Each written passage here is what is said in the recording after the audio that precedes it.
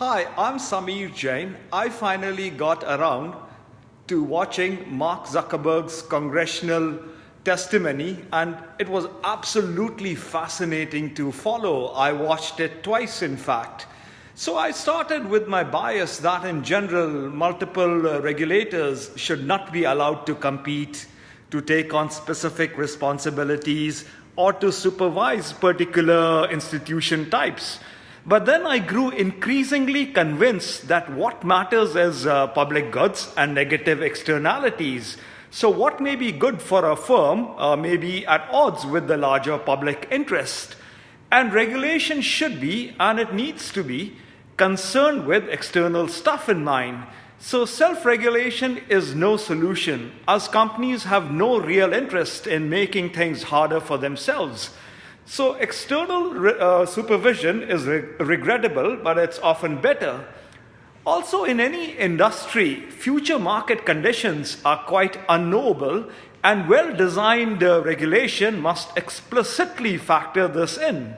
And a level playing field should be created, else it leads to regulatory partiality towards one or more set of market participants over another.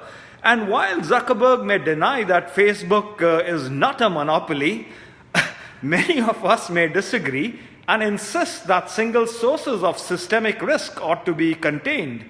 So I don't know too much about social media, but at least when it comes to financial markets, I do have a strong view, and I think that the Federal Reserve can, and it ought to take lead to bring about radical changes to the current regulatory framework. So right now they look at the major financial services market around major product lines, investment banking, insurance services. Within each area, a separate agency tends to functionally distinct components: product providers, the marketplace, exchange mechanisms, and delivery, etc. So this regulatory framework, I think, is turning out to be a bad foundation. And the reason I say this is because with financial innovation, major product lines and activities are blending. Banks, security firms, insurance companies are replicating each other's offerings. Product-based regulation now ignores this reality, and I think it's an especially artificial and inefficient construct. So progressive institutions are striving to intermingle the delivery of financial products for the convenience of their customers, but the government still insists on deconstructing the exercise for regulatory purposes. In some cases, this forces institutions to restructure their operations just to facilitate a regulatory need. Another real problem is that though customers and providers are progressively less concerned with the geographic and product boundaries, the regulatory system still revolves around this. So individual state licensing requirements still frustrate access to regional markets. And I know that. I have a Series 7 and a 66. And this 50-state entry barrier is a big barrier to national markets.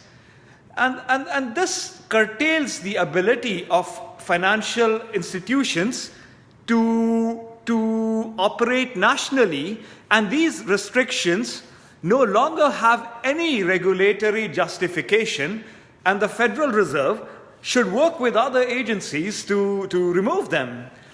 Establishing an umbrella license, one that would qualify a provider to offer investment products and insurance in all 50 states, I think is essential for full nationwide operability. But substantial uniformity must be introduced into the regulatory system if it is to become efficient. So banks, other financial service firms, their customers, shareholders, and in fact the nation's economy as a whole will be deprived of the full benefits of financial modernization until the existing regulatory framework is revamped. And here the federal role has a major stake in the development and the maintenance of a smoothly functioning government securities market, as well as the overall development of the financial market. And a revamp and a streamlining of regulation could potentially be something that Jerome Powell can be remembered by, and it will also help him to fulfill the Fed's mandate.